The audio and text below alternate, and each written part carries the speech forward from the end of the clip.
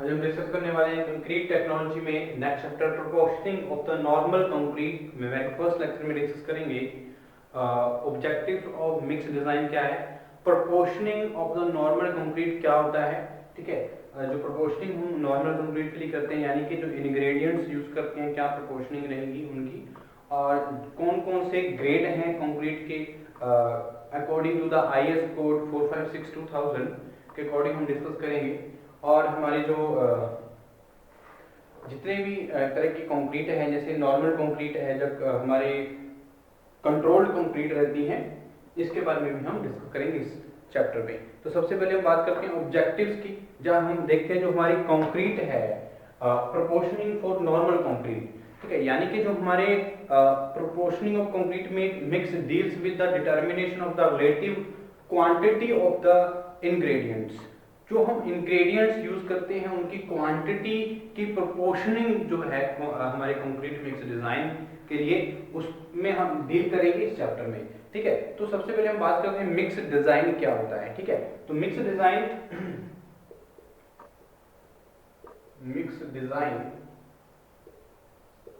हम एक प्रोपोर्शनिंग करते हैं हमारे डिफरेंट टाइप्स ऑफ इंग्रेडिएंट्स की एक क्वांटिटी को, ठीक है, प्रोपोर्शनिंग करते हैं ताकि जो हमारा मिक्स डिजाइन है प्रॉपर्ली हम क्या कर सकें, उसको डिजाइन कर पाए। ठीक है, तो क्या है the process of proportioning the process of proportioning the process of proportioning the ingredients of concrete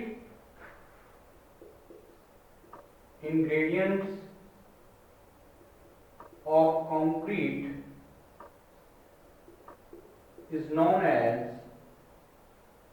also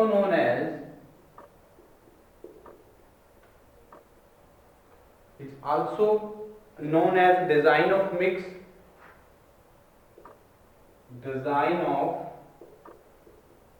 mix or simply mix design।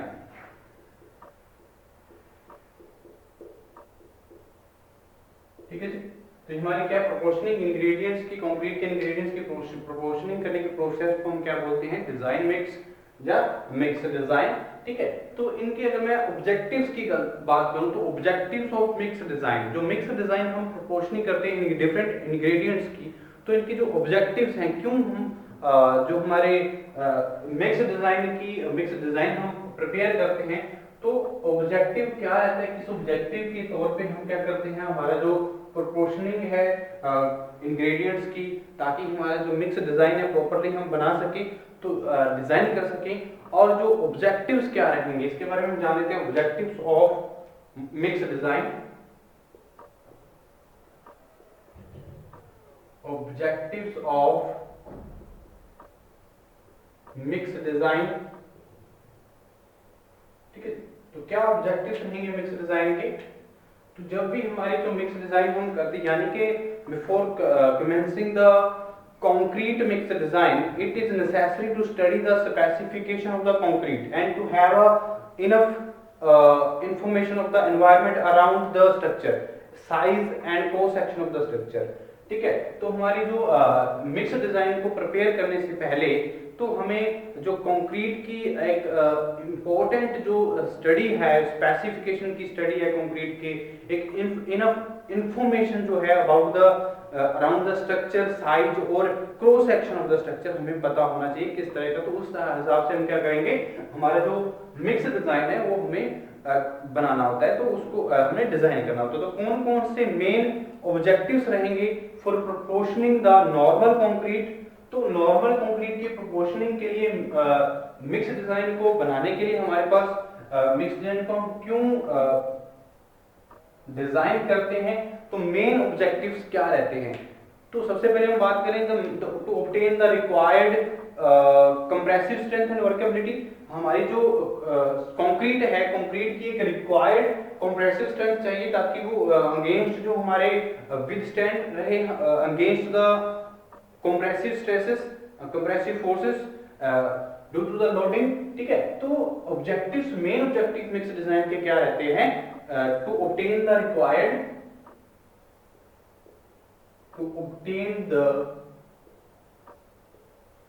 required proportioning of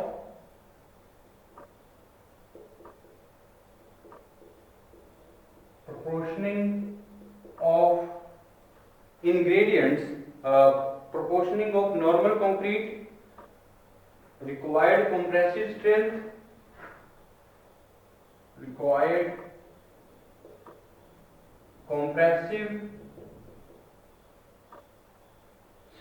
and workability।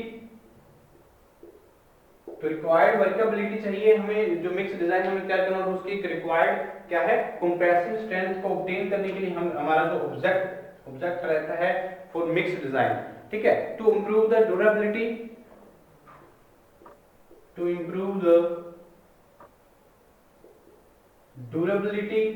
Of the concrete.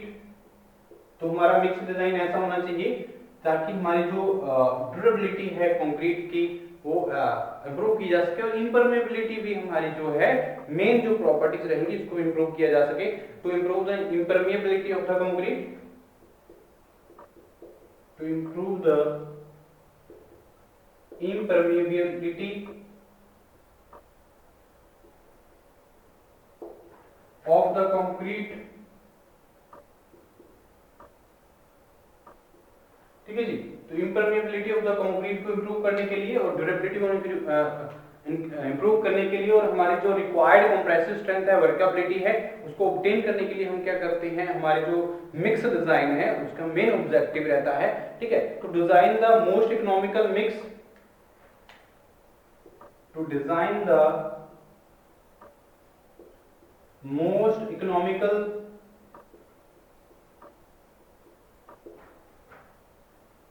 mix with optimum combination of ingredients,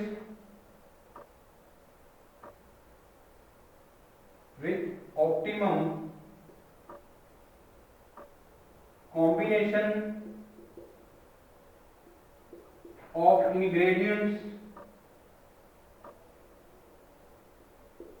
तो optimum combination होना चाहिए ingredients का, ताकि जो हमारा design mix है वो क्या इकोनॉमिकल डिजाइन मिक्स हम प्रिपेयर कर पाए, ठीक है। और जो improve the resistance against the wear and tear problems, to improve the resistance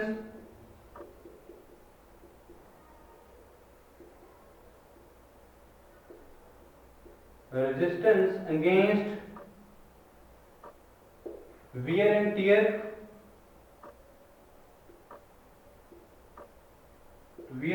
problems के अगेंस्ट क्या है, रेजिस्टेंस प्रोवाइड करना, ठीक है। तो इस तरह की जो ऑब्जेक्टिव्स हैं, ये मेन ऑब्जेक्टिव रहते हैं हमारे मिक्स डिजाइन को प्रिपेयर करने के लिए, ठीक है। तो उसके बाद मैं देखता हूँ जो हमारे ग्रेड ऑफ कंक्रीट हैं और कंप्रेसिव स्ट्रेंथ क्या होती है। मेन ग्रेड जो है as per the IS code, हम कौन कौन से जो ग्रेड्स हैं, कंक्रीट ग्रेड्स हम यूज करते हैं, तो वन बाय वन डिस्कस करते हैं। और इसकी जो ग्रेड्स रहेंगे, तो ग्रेड्स को देखेंगे वन बाय वन, कितने तरह की ग्रेड्स हम यूज करते हैं कंक्रीट में as per the IS code 456/2000, ठीक है जी। तो नेक्स्ट हम डिस्कस करने वाले हैं ग्रेड ऑफ कंक्रीट,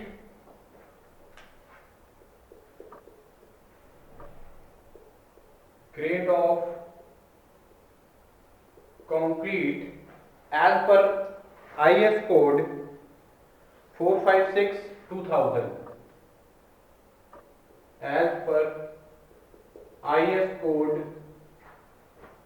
456/2000 के अकॉर्डिंग में जो ग्रेड है कंक्रीट की क्या रहेंगी, और साथ में कंप्रेसिव स्ट्रेंथ के बारे में भी हम जानेंगे क्या रहेंगे, ठीक है। तो कंक्रीट ग्रेड जो हमारे according to the compressive strength हम क्या करते हैं, मेंशन करते हैं हम जो ग्रेड है कंक्रीट के according to the IS code 456 Indian standard code के अकॉर्डिंग हम कंप्रेसिव स्ट्रेंथ के बेस पे हम क्या करते हैं, ग्रेड को डिवाइड करते हैं। तो कंक्रीट जो हमारे ग्रेड रहेंगे, कंक्रीट इज ग्रेडेड,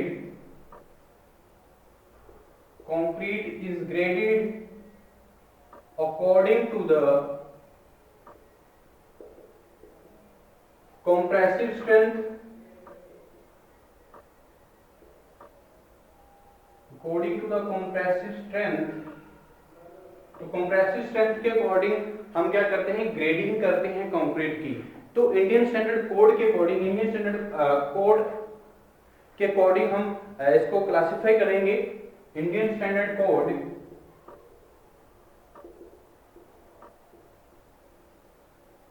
कोड 456/2000, तो 456/2000 के अकॉर्डिंग स्पेसिफाई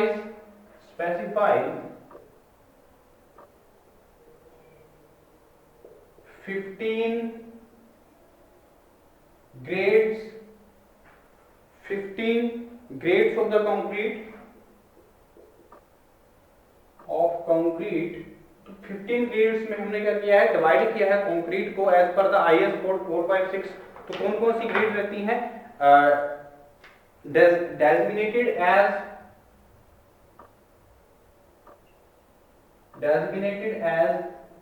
M10, ठीक है जी, M10, M15, M20, M25, M30, M35 और M40, M45, M50, 55, M55, M60, M65, M70, M75। तो ये सारे के सारे जो 15 ग्रेड्स को डिजाइनेट करते हैं हम इस तरह से, जो हमारे आईएस कोड के अकॉर्डिंग हम स्पेसिफाई करते हैं हमारी ग्रेड्स को। इंडियन स्टैंडर्ड कोड के अकॉर्डिंग 456/2000 के अकॉर्डिंग 15 ग्रेड्स को हम कंक्रीट की देखते हैं। तो M75 और एंड M80, तो ये हमारी 15 ग्रेड्स हैं जो हम स्पेसिफाई करते हैं as per the IS code 456/2000। तो सबसे पहले in the designation of the concrete mix, in the designation of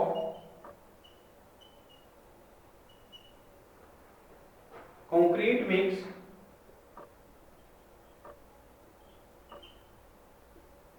in the designation of concrete mix, तो कंक्रीट मिक्स में जो डेजिग्नेशन करते हैं एम की, तो एम डेजिग्नेट किया गया वो क्या रेफर करता है, M refers to mix, M refers to mix को रेफर करता है, and the number of specified, and the number, और नंबर क्या स्पेसिफाइड करता है, जो हमारा जैसे M10 है, M70 है, तो M रेफर मिक्स को करता है, और 70 जो नंबर है, नंबर किसको स्पेसिफाइड कर रहा है, specified characteristics compressive strength, number specified characteristics strength, characteristics compressive strength of concrete. तो कंप्रेसिव स्ट्रेंथ जो कंक्रीट की रहेगी उसको हम डिनोट करते हैं FCK से।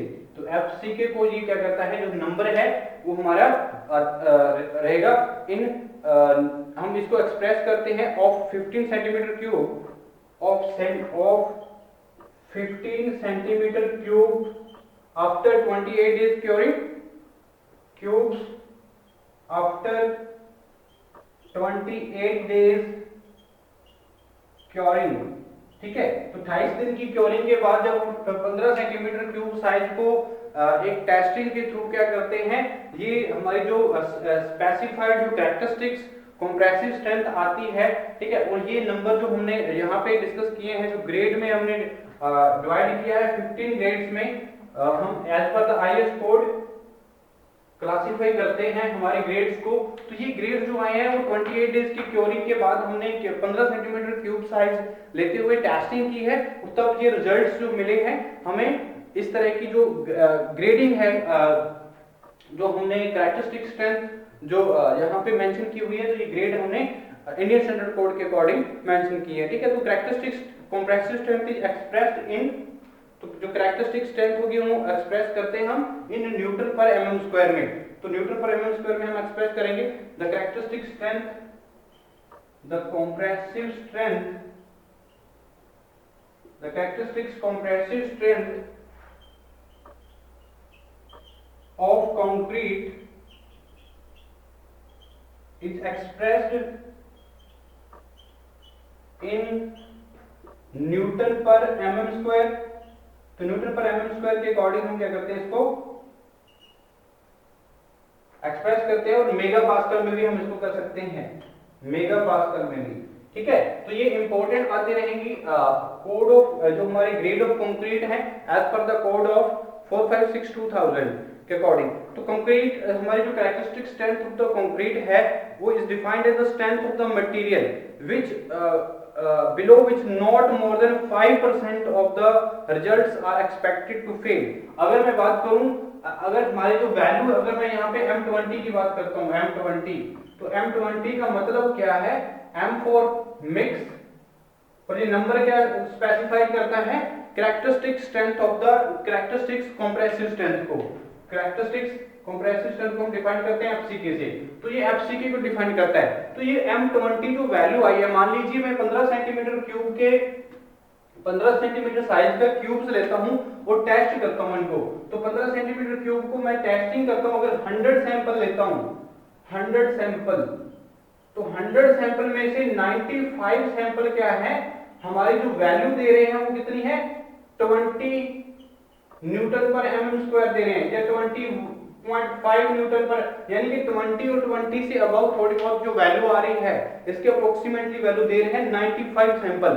और 5 सैंपल ऐसे हैं, 5 सैंपल ऐसे हैं जो हमारी जो वैल्यू जो आ रही है वो क्या है, 20 से क्या आ रही, 90.9 न्यूटन पर एम स्क्वायर आ गई, या 90.89 आ गई। तो कुछ जो वैल्यू है, अगर 100 सैंपल में से हमारे 5% सैंपल हैं एक्सपेक्ट करते हैं, हम फेल हो जाते हैं इस रेशो से। अगर 20 न्यूटन पर एम स्क्वायर का हम कंप्रेसिव स्ट्रेंथ चेक कर रहे हैं, तो हम इसलिए हमारे जो 95 सैंपल हैं वो बिल्कुल क्या है, करेक्ट हैं। तो इसलिए हम कंसीडर करते हैं compressive strength of the concrete M20। ठीक है, तो इसलिए हम इसको क्या नाम देंगे, M20। ठीक है, तो ये M20 हमारा क्या है, डिफाइन करता है, M refers to the mix and number specified the characteristics compressive strength FCK। ठीक है, तो ये 28 डेज की क्योरिंग के बाद अगर 15 सेंटीमीटर क्यूब साइज के क्यूब को मैं टेस्टिंग करता हूं 100 सैंपल, तो 95 सैंपल हमारे क्या है, ये वैल्यू प्रोवाइड कर रहे हैं, जो भी हमने यहाँ पे रेशो के अकॉर्डिंग, अलग अलग जो रेशो हमारी ग्रेड की रहेगी उसको अकॉर्डिंग हम क्या करते हैं, इसको देखते हैं। तो ग्रेड ऑफ कंक्रीट ये इंपॉर्टेंट रहेंगे, ग्रेड हैं जो हमारे वेरियस ग्रेड यूज किए जाते हैं in the construction of the structure. तो देखते हैं कौन कौन से ग्रेड किसमें हम क्लासिफाई करते हैं। तो टेबल के अकॉर्डिंग समझेंगे ग्रेड्स को, different types of grades used as per the IS code 456-2000। तो क्या कैरेक्टरिस्टिक स्ट्रेंथ रहेगी और ग्रेड्स क्या है, हम इन ग्रेड्स को ऑर्डिनरी जो हमारी क्लासिफिकेशन है, हम ग्रेड्स को कैसे क्लासिफाई करते हैं, नॉर्मल ग्रेड्स क्या होते हैं, हमारे जो ऑर्डिनरी कंक्रीट है, स्टैंडर्ड कंक्रीट है, या हाई स्ट्रेंथ कंक्रीट है, हम कैसे क्लासिफाई कर पाएंगे, इसके बारे में भी जान लेते हैं। ठीक है जी, तो सबसे पहले हम यहाँ पे एक टेबल के अकॉर्डिंग समझेंगे।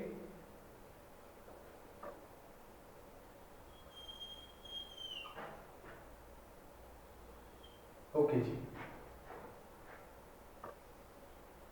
तुम्हारा जो टेबल है इसके अकॉर्डिंग देखिए, types of concrete, types of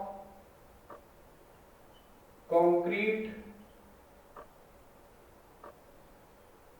उसके बाद देखिए जो हमारी जो डेजिग्नेशन है कंक्रीट की क्या है, designation of grade,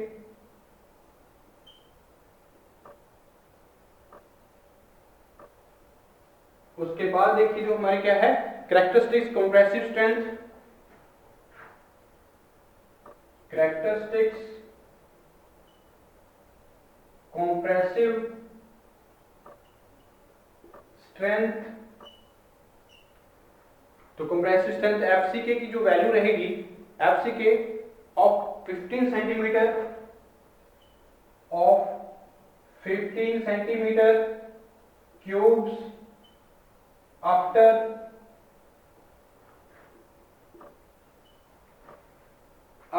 28 days curing 28 days curing, ठीक है जी, after 28 days curing in newton per mm square, in newton per mm square, या हम इसको मेगा पास्कल में भी देख पाएंगे। तो ये हमारे क्या है मेन हमारे जो कंक्रीट रहेंगे हम डिस्कस करते हैं इसमें। तो सबसे पहले मैं जो टाइप है, किस तरह की टाइप्स की अगर मैं बात करूं, अगर मैं डेजिग्नेशन की बात करता हूं, तो ग्रेड लिखे है M10, 15 और 20। M10 ग्रेड, M15 ग्रेड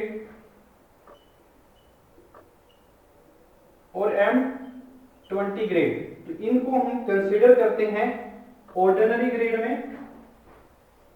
इस तरह की जो ग्रेड्स रहेंगी इनको हम जो कंसीडर करेंगे, किसमें करेंगे, ऑर्डिनरी कंक्रीट, ऑर्डिनरी कंक्रीट, ठीक है जी।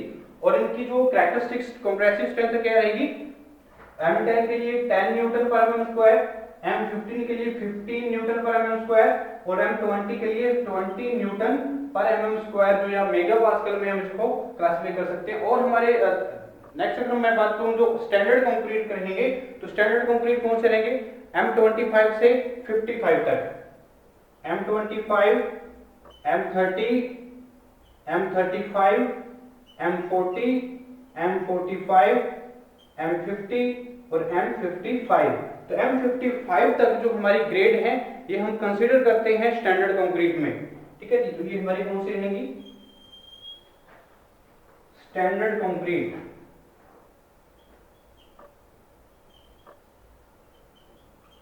तो स्टैंडर्ड कंक्रीट देखिए जो हमारी M25 है, तो इसको हमारी जो कैरेक्टरिस्टिक्स कंप्रेसिव स्ट्रेंथ जो होगी of the 15 centimetre cube after 28 days curing in newton per mm square, तो कितनी रहेगी, 25 Newton per mm square. M30 के लिए 30 न्यूटन पर mm स्क्वायर, 35 के लिए 35 न्यूटन पर mm स्क्वायर, 40, 45 और 50 और 55 न्यूटन पर mm स्क्वायर। तो इस तरह से हम क्या कर सकते हैं, इसको कैरेक्टरिस्टिक स्ट्रेंथ में मेंशन करते हैं। अगर नेक्स्ट में हाई स्ट्रेंथ जो हमारे कंक्रीट रहेंगी, यानी कि M60 से M80 तक, अगर M60, M80,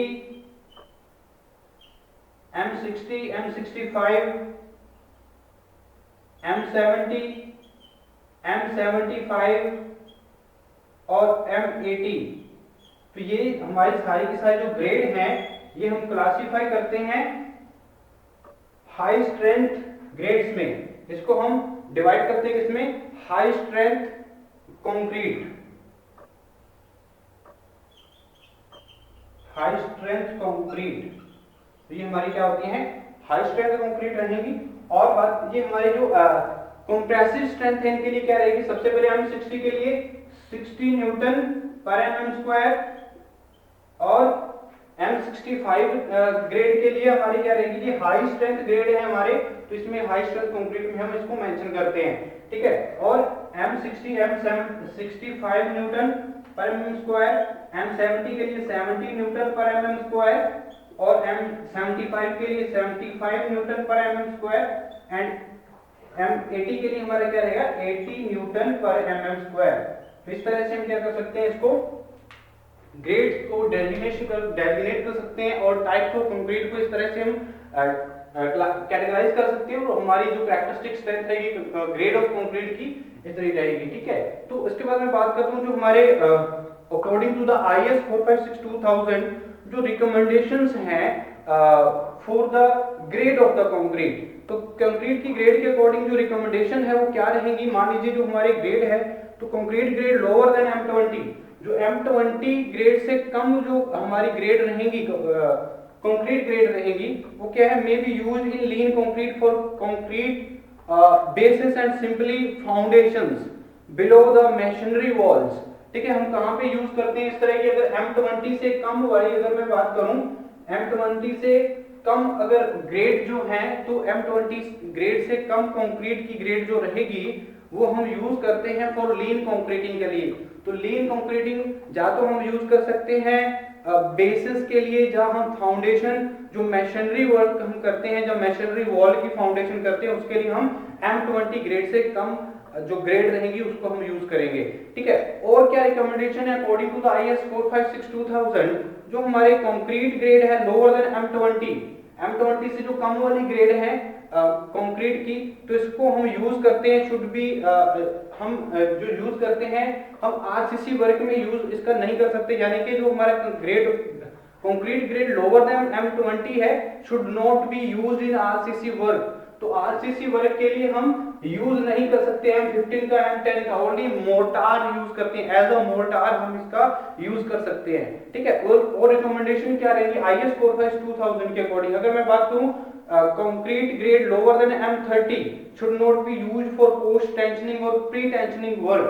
अगर मैं बात करता हूं जो हमारे M30 से जो कम है, M30 से कम जो भी हमारे ग्रेड रहेंगे M25, 20, 15, 10, तो ये ग्रेड्स जो हैं ये हम यूज नहीं कर सकते हैं कहां पे, पोस्ट टेंशनिंग वर्क के लिए और प्री टेंशनिंग वर्क के लिए। ये रिकमेंडेशन जो है according to the IS code 456-2000 के अकॉर्डिंग है, ठीक है। तो M30 ग्रेड से कम जितने भी ग्रेड रहेंगे हम प्री टेंशनिंग वर्क और पोस्ट टेंशनिंग वर्क के लिए नहीं करेंगे, ठीक है।